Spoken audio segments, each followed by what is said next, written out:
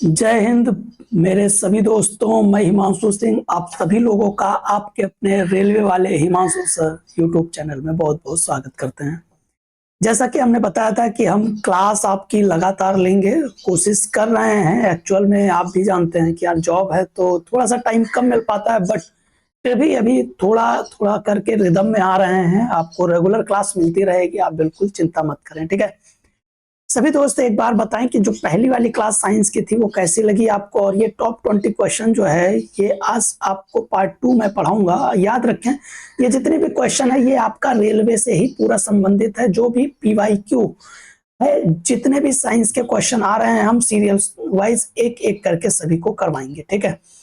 चलिए, पहला क्वेश्चन आपके स्क्रीन के ऊपर ये रहा, और देखते हैं कौन सही बताएगा। क्वेश्चन क्या है? क्वेश्चन है कि भाई अगर कार्य का मात्रक क्या होता है, तो सबसे पहले कार्य का अगर मात्रक की बात करें तो कार्य का जो मात्रक होता है वो क्या होगा। तो जो कार्य का मात्रक होता है मेरे प्यारे दोस्त, वो क्या होगा? जूल हो जाएगा। क्या हो जाएगा? जूल हो जाएगा। धारा का मात्रक क्या होता है?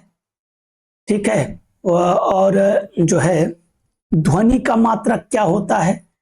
ठीक है। ये सभी आपको कमेंट में बताना है। वैसे हम सामने भी लिख दे रहे हैं ताकि आपको कोई दिक्कत ना हो। चलिए नेक्स्ट क्वेश्चन देखिए। ये वो क्वेश्चन है जो बहुत आसान आसान एग्जाम में पूछे गए, और उसके बाद भी कई सारे बच्चों को लगता है यार ये ऐसे क्वेश्चन कैसे लगाएंगे एग्जाम में। तो क्या होता है कि कुछ बहुत बार आता हुआ क्वेश्चन भी गलत हो जाता है जल्दी में, तो इसलिए ऐसे क्वेश्चन कराए जा रहे हैं। भार का एसआई मात्रक, देखो बहुत स्पीड में पढ़ाना है क्योंकि मैं चाहता हूं 7 से 8 मिनट 10 मिनट में आप 20-25 क्वेश्चन कर पाए। भार का एसआई मात्रक क्या होता है बताइए? किलोग्राम होगा, सेकंड होगा, न्यूटन होगा, मीटर होगा? भार का एसआई मात्रक क्या होता है, यह आपको बताना है मेरे प्यारे साथियों। एक एक क्वेश्चन को समझने की आवश्यकता है। जैसे जैसे एक एक क्वेश्चन आप समझोगे, आपका हर एक चीज क्लियर हो जाएगा। सबसे पहले अगर भार की मात्रा की हम बात करें तो भार की जो मात्रा होगा वो क्या हो जाएगा? न्यूटन हो जाएगा। क्या हो जाएगा? न्यूटन आपका हो जाएगा। लेकिन अब बात आती है कि सेकंड किसका होता है? तो मेरे प्यारे दोस्त, सेकंड होता है समय का मात्रक। और दूरी का मात्रक क्या होता है? तो वो हो जाता है दूरी का मात्रक मीटर, ठीक है। और उसके बाद जो है अगर हम द्रव्यमान की बात करें, क्या द्रव्यमान की बात करें तो द्रव्यमान का जो मात्रक होता है वो क्या हो जाता है? किलोग्राम हो जाता है। चलिए नेक्स्ट क्वेश्चन की ओर बढ़ेंगे। जीवाणु मतलब है कि बैक्टीरिया जो डिसीज है वो कौन सी होती है? जीवाणु रोग का उदाहरण क्या होता है बताइए? Polio, Ebola, typhoid, hepatitis. ये इन चारों में से कौन सा होगा बैक्टीरिया से? तो फिर से मैं कह रहा हूं, देखो आपको चीजों को समझना पड़ेगा तभी हो पाएगा। बैक्टीरिया की अगर हम बात करते हैं तो बैक्टीरिया हो जाएगा किससे? टाइफाइड। किससे होगा? टाइफाइड से। अब बाकी जो बच रहे हैं ये हो जाएगा क्या? बैक्टीरिया से, जिसको हम क्या बोलते हैं? जीवाणु बोलते हैं। क्या बोलते हैं? जीवाणु बोलते हैं। पोलियो, इबोला और हेपेटाइटिस ये जो है वो किससे होगा? ये किससे होगा? ये हो जाएगा वायरस से। अब आपको कमेंट में बताना है कि एड्स एड्स से जो है वो किस जीवाणु के कारण होता है, ठीक है, ये आपको बताना। चलिए आगे बढ़ेंगे। मानव रोग जो जीवाणु के कारण होता है वो कौन सा होता है? हेपेटाइटिस ए, टाइफाइड, खसरा, पोलियो। तो मेरे प्यारे दोस्त अभी इस क्वेश्चन का आंसर जस्ट पहले ही हुआ है। थोड़ा सा बस क्वेश्चन का पूछने का तरीका बदल गया है, तो इस पे हम टाइम नहीं ज्यादा बेकार करेंगे। चलिए अगला क्वेश्चन आपके सामने है। निम्नलिखित में से विटामिन एग्रोकैल्सीफेरोल एग्रोकैल्सीफेरोल के रूप में जाना जाता है, किसको जाना जाता है? Agro calciferol. अब देखो यहां पर थोड़ा सा ये गहराई से क्वेश्चन पूछ लिया। अगर मैं बात करूं यहां पे, तो अगर एग्रो कैल्सी फेरोल की बात करते हैं तो यहाँ पे vitamin A, vitamin B, vitamin C, vitamin D ऐसे करके देना चाहिए था, लेकिन यहाँ पर थोड़ा सा डीप में जाकर के उसने पूछ लिया। जब भी कभी इस तरीके का डीप में क्वेश्चन जाकर के पूछेगा तो आपको ध्यान देना है कि आपको क्लियरिटी होगी तभी आप कर पाओगे। जैसे यहाँ पर है तो क्या हो जाएगा? D2। जो D2 है उसका नाम, अब अगर विटामिन ए बी सी होता, vitamin A B C D होता तो बहुत आसान होता कि भाई सर डी हो जाएगा, लेकिन यहाँ D2 और D3 होने पे कंफ्यूजन हो गया। B12 क्या होता है? ये कोबाल्ट से होने वाला, ये कोबाल्ट की कमी हो जाती है, अगर मुझे सही तरीके से याद है। ये कोबाल्ट होता है, इसका जो नाम होता है, ये किसके, इसके इस विटामिन का जो नाम होता है वो क्या होता है? तो वो होता है साइनोबैक्टीरियो, क्या, साइनो कोबालमिन, ठीक है, कोबालमिन होता है, ठीक है। चलिए अगला है पायरिडॉक्सिन, ये B6 का बात करता है, तो ये हो जाएगा। तो और कैल्सीफेरोल की बात करेंगे, क्या कैल्सीफेरोल की बात करेंगे अगर, जैसे एग्रोकैल्सीफेरोल है तो D2 हो जाएगा, लेकिन केवल अगर होता कि भाई कॉल कैल्सीफेरोल, क्या कॉल कैल्सीफेरोल, तो क्या हो जाता? D3 हो जाता। ठीक है, चलिए नेक्स्ट क्वेश्चन की ओर बढ़ेंगे, थोड़ा सा बड़ा है देखने में। ऐसे क्वेश्चन बहुत बार जो है आपके RRB NTPC में पूछे गए थे, ऐसे क्वेश्चन। अब ये क्वेश्चन में दम नहीं है, लेकिन क्या है, इसमें आपका टाइम वेस्ट कराएगा पढ़ने में। कौन सा इसमें जो है, जो ऊर्जा से संबंधित है, जो गलत है। सबसे पहले स्थितिज ऊर्जा से को स्थिति ऊर्जा या डेटम ऊर्जा के रूप में भी जाना जाता है।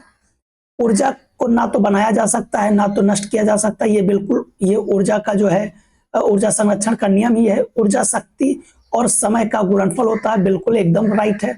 कार्य करने की दर को ऊर्जा कहते हैं, बिल्कुल यहाँ पर सही है।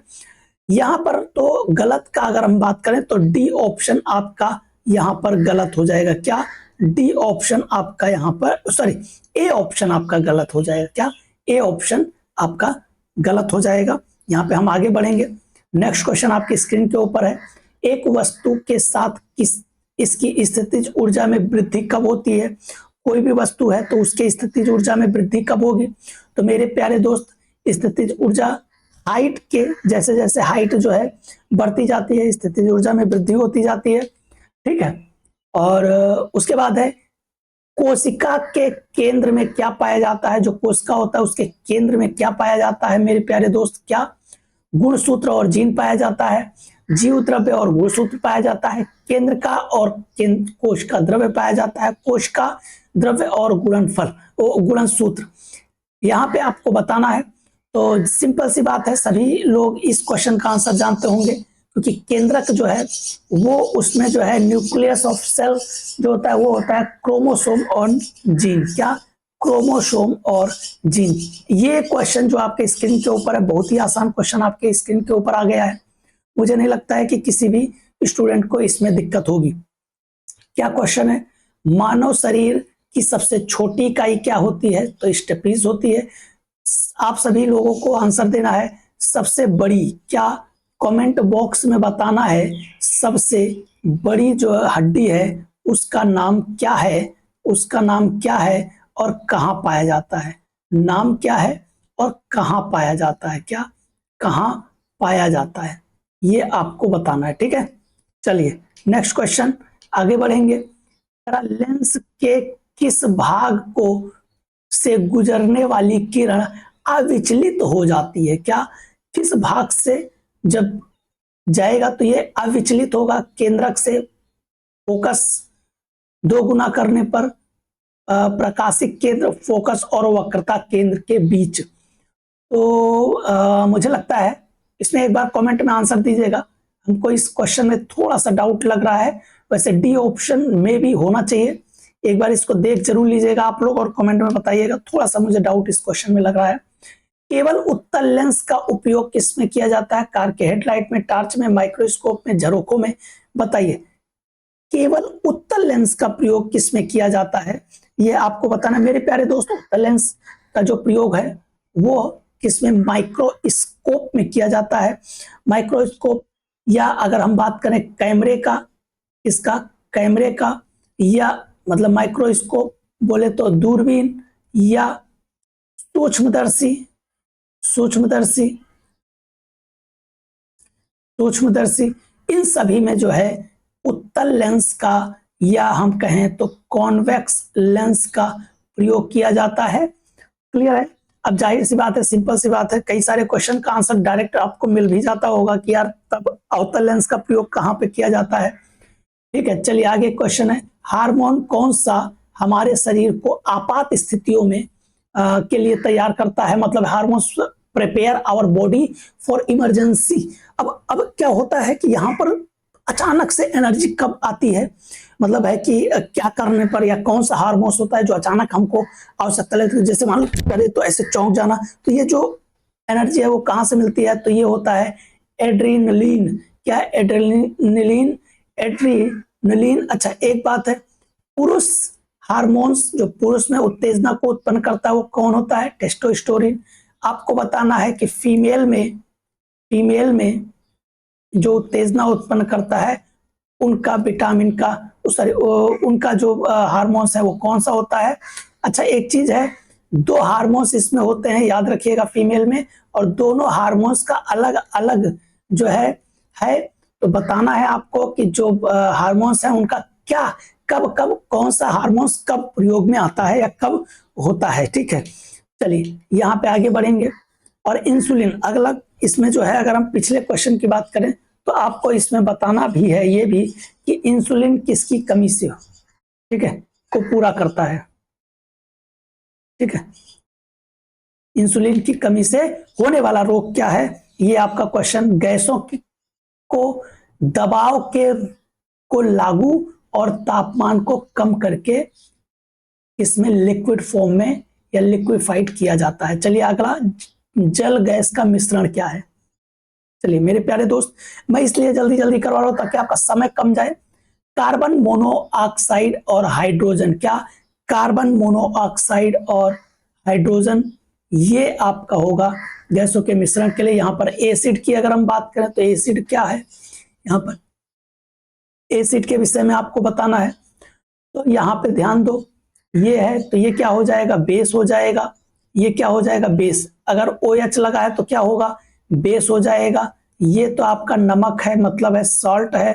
और ये जब भी कभी SO4 या ऑक्सीजन अगर जब लास्ट में होता है तो मैक्सिमम में आपको क्या होगा, वहां पर एसिड हो जाएगा। क्या एसिड हो जाएगा, मतलब C option is right answer. चलिए नेक्स्ट क्वेश्चन, एसिड और क्षार के बीच क्या प्रतिक्रिया होती है। ये क्वेश्चन भाई बहुत अच्छा है कि दोनों के बीच क्या प्रतिक्रियाएं होती हैं। तो दोनों के बीच प्रतिक्रिया होती है न्यूट्रलाइजेशन। क्या होता है, न्यूट्रलाइजेशन, मतलब कोई असर नहीं होता है। जब ये दोनों एक साथ प्रतिक्रिया करते हैं तो कोई असर नहीं होता है। लेकिन अगर हम यहाँ पर बात कर लें कि भाई विलवणीकरण या यहाँ पे डिस्टिलाइजेशन होना चाहिए था, तो ये क्या होता है, तो ये होता है जल से लवण और खनिजों को हटाने के लिए। क्या, जल से लवण और खनिजों को हटाने के लिए, किससे, जल से। क्रिस्टलीकरण क्या होता है, तो क्रिस्टलीकरण होता है जब हम किसी भी चीज को तरल के रूप में, क्या, जब हम किसी ठोस को तरल के रूप में हम कन्वर्ट करते हैं।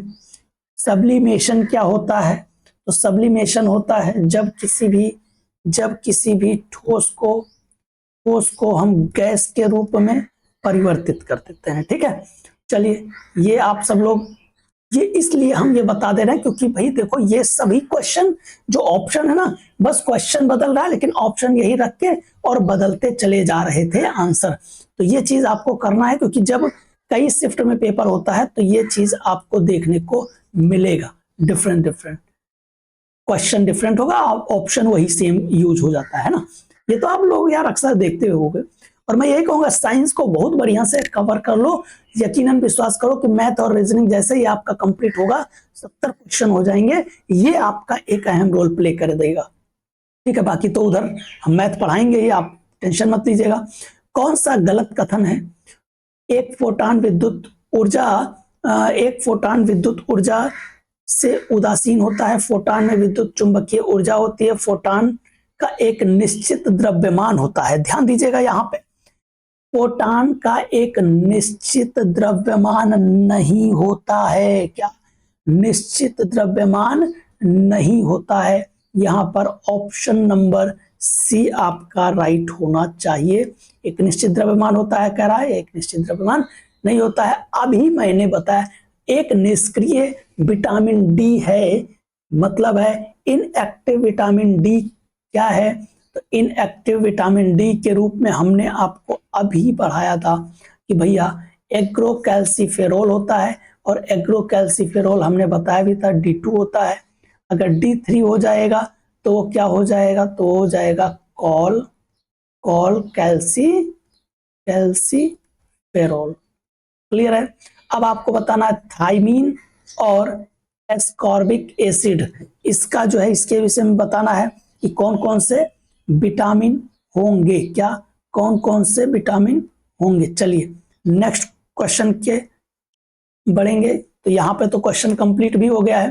Thank you for watching this session and enjoy करते रहेगा, मनोरंजन करते रहेगा। यार मेरे प्यारे दोस्त, देखो अभी आपके सपोर्ट की आवश्यकता है। अगर आप नए हैं तो चैनल को सब्सक्राइब जरूर कर लीजिएगा, और लाइक करिएगा, शेयर अपने हर एक ग्रुपों में कर दीजिएगा, क्योंकि यार देखो हम आपके लिए ही ये बना रहे हैं, अन्यथा हमको क्या है, हम तो जॉब कर ही रहे हैं, कोई दिक्कत नहीं होती। लेकिन हम ये सब कुछ आप सभी लोगों के लिए कर रहे हैं। मैं यही चाहूंगा कि आप सभी लोगों का इसी तरीके से साथ रहें, और मजा आएगा यार, ये जान लो। बस आप लोग फटाफट लाइक करते रहें और शेयर जरूर करें अपने दोस्तों को। बताएं कि जो है हिमांशु सर जो खुद सिलेक्टेड है वही क्लास ले रहे हैं और वही क्वेश्चन पढ़ा रहे हैं जो एग्जाम की दृष्टि से काफी ऑथेंटिक है। ठीक है, thank you for watching this. Enjoy करिए, मस्त रहिए, बाय बाय, टेक केयर।